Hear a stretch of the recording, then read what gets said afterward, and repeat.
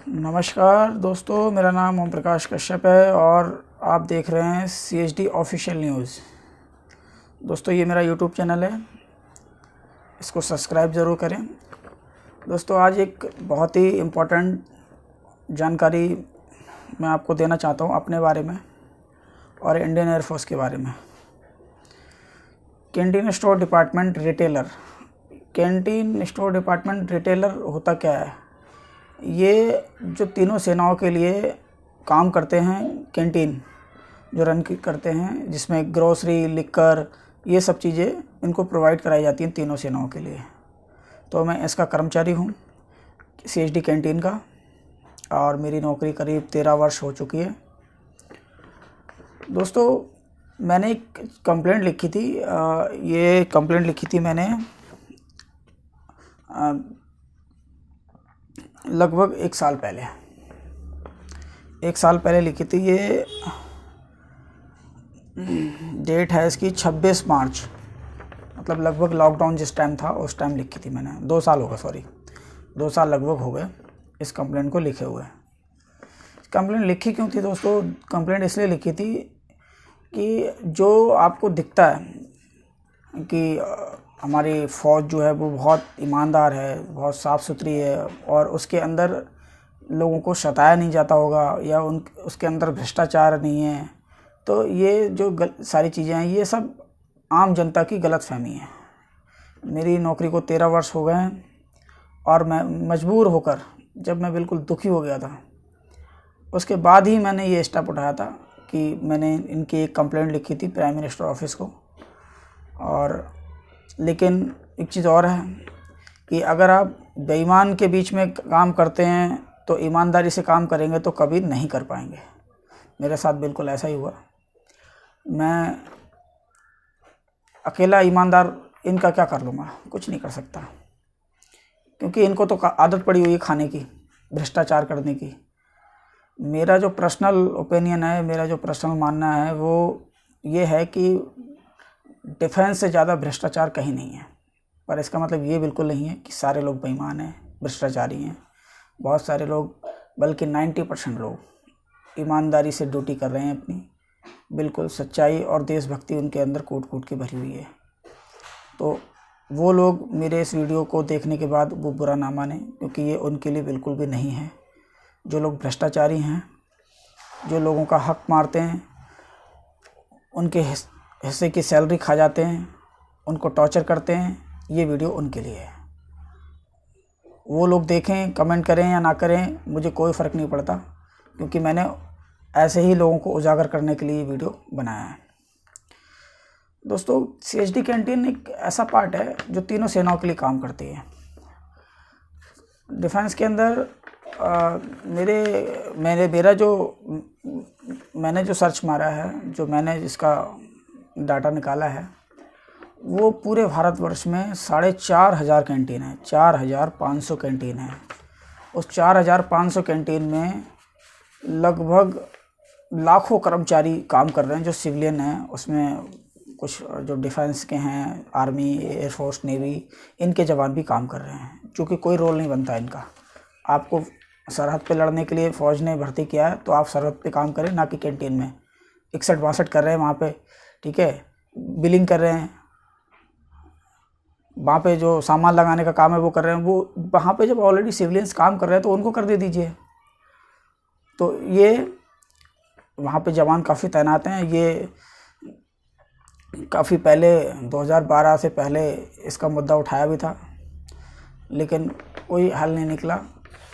दोस्तों, अब मैं आपको एक चीज़ और बता दूं, जो 4,500 कैंटीन हैं, जो तीनों सेनाएं रन करती हैं इनको, इसका जो प्रॉफिट है वो लगभग 1500 करोड़ के आसपास है। जी हाँ, शायद कुछ लोगों को हैरानी हो इस बात को सुन के, मगर ये सच्चाई है। 1500 करोड़ के आसपास प्रॉफिट है। वो प्रॉफिट भारत सरकार के खजाने में नहीं जाता है।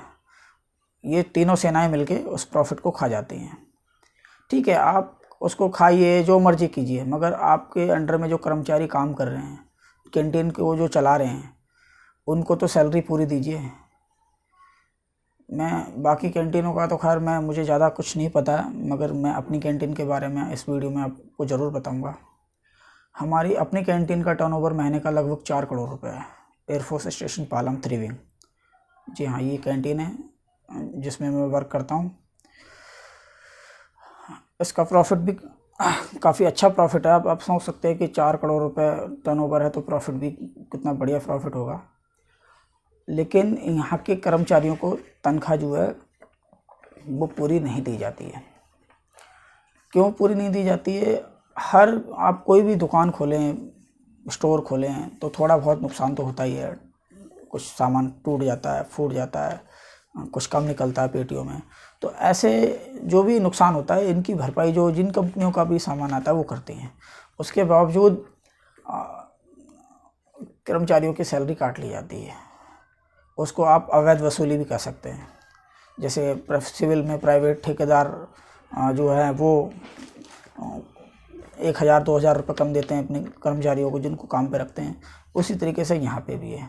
यहाँ पे हर कर्मचारी की लगभग हर महीने, आप हैरान हो जाएंगे अगर सुनेंगे तो, हर महीने 800 रुपये, 1,000 रुपये, 1,200 रुपये इस तरीके की इनके सैलरी से कटिंग कर ली जाती है। ये पैसा कोई पीएफ का नहीं है, कोई इंश्योरेंस का नहीं है। ये पैसा सीधा जो कैंटीन ऑफिसर हैं या जो वहाँ के कमांडिंग अफसर है उनकी पॉकेट में चला जाता है। मैनेजर वगैरह ये सब खा जाते हैं उस पैसे के लिए। मेरे साथ भी कुछ ऐसा ही हो रहा था। जब मुझसे कुछ नुकसान नहीं हुआ, मुझसे जब कुछ नुकसान नहीं हुआ तो आप किस बात का पैसा मेरी सैलरी से काट रहे हैं? मेरा जो पोस्ट है वहाँ पे वो हेल्पर का है, लेकिन मैं एक क्लरिकल जॉब कर रहा हूँ वहाँ पे। अभी लगभग अब आप अंदाज़ा लगा लीजिए 13 वर्षों में मेरा कितना पैसा इन्होंने काटा होगा। ठीक है, पहले थोड़ा बहुत कट रहा था तो हमें भी ऑब्जेक्शन नहीं था, मगर अभी इन्होंने हद कर दी है। काम भी 3-3, 4-4 लोगों का ले रहे हैं और पैसा भी कटिंग कर रहे हैं। ये आप उसको, जैसे थोड़ी देर पहले मैंने कहा, इसको हफ्ता वसूली कह सकते हैं या वसूली कह सकते हैं। एक तरीके के ये उगाही करते हैं। फिर बताने की भी ज़रूरत नहीं समझती है, बस आप जितना चाहें उतना पैसा आपकी सैलरी से कट कर लेते हैं। कोई भी बताने की ज़रूरत नहीं समझते ये। तो दोस्तों मैं आपको बता दूं, ये मैंने कंप्लेंट लिखी थी मेरे टाइम में जब मैं वहाँ पे वर्क कर रहा था। अभी भी मैं वर्किंग ही हूँ एक तरीके से, क्योंकि मैंने जॉब छोड़ी नहीं है, ना इन्होंने मुझे टर्मिनेट किया है। मैं जब जॉब कर रहा था तो वहाँ पे एयर कमांडर आलोक शर्मा, ये एओसी थे। इन्हीं के आने के बाद अत्याचार शुरू हुआ।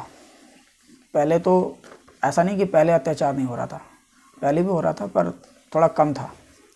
इनके आने के बाद अत्याचार इतना बढ़ गया कि हमारा जो, आप सोच सकते हैं कि कितनी गिरी हुई मानसिकता है इनकी, इंडियन एयरफोर्स के ऑफिसर की कितनी गिरी हुई मानसिकता है, आप सोच सकते हैं। मैं आपको बताता हूँ इनके अत्याचार के बारे में। ये मैं आपको दिखा दूँ, ये देखिए, ये चिट्ठी मैंने प्राइम मिनिस्टर ऑफिस को लिखी है और ये 26 मार्च 2020 को लिखी थी। अब आप सोच सकते हैं कितना टाइम हो गया और कोई कार्रवाई नहीं हुई। वो तो खुला कहते हैं, ये ऑफिसर हैं, कि आप कहीं भी चिट्ठी लिख दीजिए, कंप्लेंट कर दीजिए। हमारी जो छवि है वो दुनिया के सामने इतनी साफ़ सुथरी है कि कोई हम पे उंगली उठाएगा ही नहीं। अब आप सोच सकते हैं कितना कॉन्फिडेंस है, कितना भरोसा है इनको अपने काले कारनामों के ऊपर कि कोई कुछ नहीं कहेगा। ये आलोक शर्मा, एयर कमांडर आलोक शर्मा, जब ये यहाँ पे आए थे तो इन्होंने कितना टॉर्चर किया, इतना टॉर्चर किया कि मेरा तो, कम से कम मेरा स्पेशली, ड्यूटी करना मुश्किल हो रहा था। हमारा पानी बंद कर दिया गया। जो ऑफिस में आप देखा होगा, हर, चाहे प्राइवेट ऑफिस हो, गवर्नमेंट ऑफिस हो, हर ऑफिस में पानी पीने की सुविधा होती है। हमारा पानी बंद कर दिया इन्होंने। यहाँ तक मैनेजर द्वारा कहा गया कि आप अपने घर से 2 लीटर पानी घर से लेके आओ, वो आपके 8 घंटे के लिए हो जाएगा, अगर आपको यहाँ नौकरी करनी है तो। मैंने कई बार ऐसा किया भी। वहाँ पे अफसर में ऐसे वहाँ से भी पानी भर के लाया। मगर एक एम्प्लॉई हैं सुधीर एटवाल, एयरफोर्स कैंटीन पालम में, इनका काम ही यही है, चाय बनाना, किसको क्या देना है, ये सब करना। इनको चाबी दे दी गई। तो आप सोच सकते हैं कि मानसिकता कितनी गिर गई है इन लोगों की, इन अफसरों की, कि उस जो पानी 1-2 बोतल आता भी था, उस पानी को लॉक करके रखा जाता ताले में। और ये काम जो सुधीर अटवाल हैं, ये भी हेल्पर हैं, आप सोच सकते हैं, वो पानी भी हमें नहीं दिया जाता कि वो अफसर आएंगे या कोई मिलने वाला आएगा उसके लिए आप अपना अरेंज अपने आप करो। ये एक सिलसिला 2-3 महीने तक चलता रहा, काफ़ी लंबे टाइम तक चला। उसके अलावा काम, एक हेल्पर से आप क्या उम्मीद कर सकते हैं? हर किसी के यहाँ कोई ना कोई हेल्पर रखता है, कोई टेक्नीशियन रखता है, तो एक हेल्पर से क्या उम्मीद कर सकते हैं? कोई सपोर्ट थोड़ी बहुत कर देगा या छोटा मोटा कोई काम है वो कर देगा ऑफिस का। मैं डाटा एंट्री करता था वहाँ पे, कंप्यूटर वर्क। यूडीसी का काम मैंने किया है, एलडीसी का काम मैंने किया है वहाँ पे। जो एक एलडीसी को करना चाहिए, जो एक यूडीसी को करना चाहिए, मैंने किया है। मगर सैलरी मुझे क्या दी गई? एक हेल्पर की। ठीक है, कोई बात नहीं, मैंने काम सीखा, आपने सिखाया, आप ले लीजिए काम, कोई दिक्कत नहीं है। आप सैलरी भी नहीं दे रहे हैं यूडीसी या एलडीसी की, मत दीजिए, मगर कम से कम चैन से जीने तो दीजिए, वो भी नहीं। 3-3, 4-4 घंटे एक्स्ट्रा काम कराना, 3 से 4-4 घंटे एक्स्ट्रा काम कराना। काम भी ले लीजिए, मगर अब आ गई बात सैलरी की। सैलरी भी पूरी नहीं देना। अगर मान लीजिए आपको एग्जांपल 15,000 सैलरी मिलती है, तो वो 1,000 रुपये ये खा जाएंगे, आलोक शर्मा या कैंटीन ऑफिसर ये खा जाएंगे। 4-4 मैनेजर वो हमारे सर पे काम खड़े होकर काम कराते हैं। इतने बेले लोग हैं इनके पास, इतने जो ऑफिसर हैं इतने फालतू हैं कि 4-4 ऑफिसरों को लगा रखा है वहाँ पे काम कराने के लिए। मेरा 13 वर्षों में लगभग 1 लाख रुपए से भी ऊपर एयरफोर्स ने चोरी किया है मेरी सैलरी से, कटिंग की है उसकी। चोरी कह सकते हो आप, जब मुझसे पूछा नहीं गया तो चोरी है।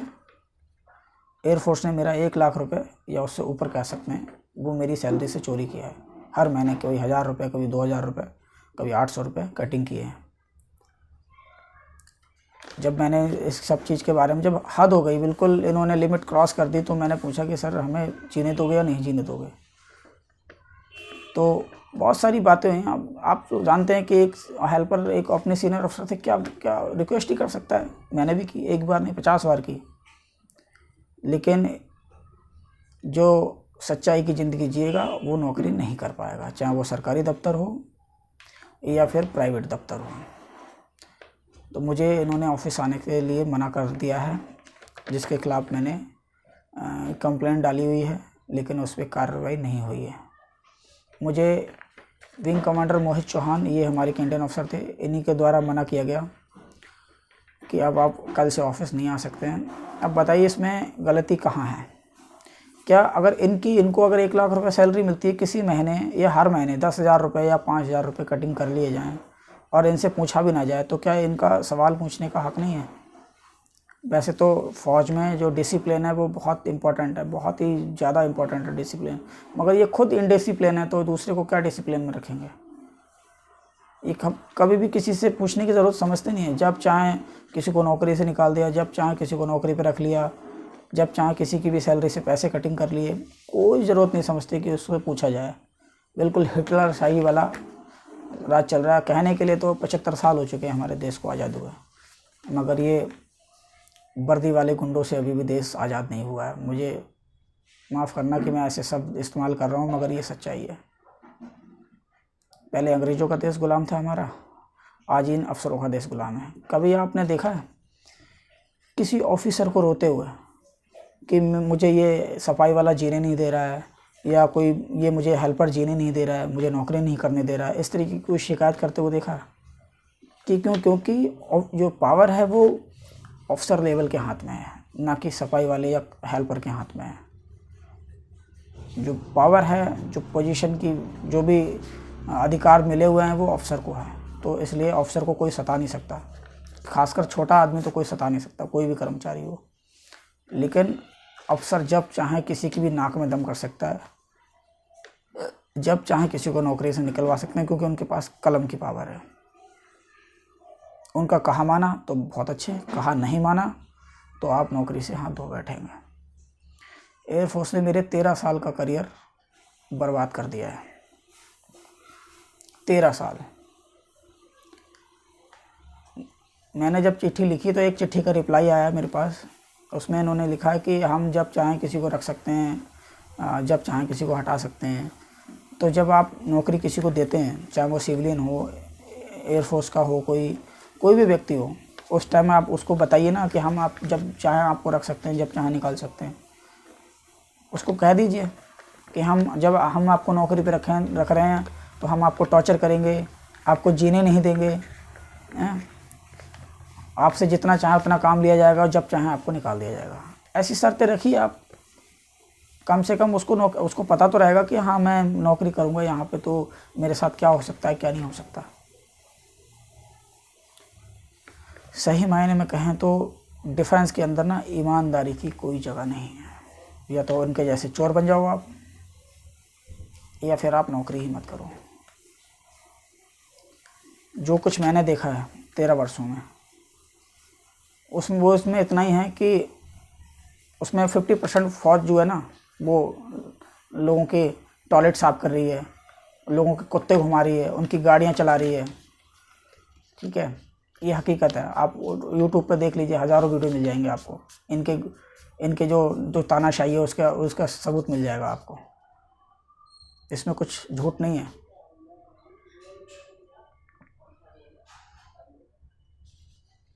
होली दिवाली जैसे त्यौहार तक की छुट्टी नहीं दी जाती हमें। रक्षा मंत्री को भी मैंने, राजनाथ सिंह, उनको भी चिट्ठी लिखी, आज तक कोई रिप्लाई नहीं आया।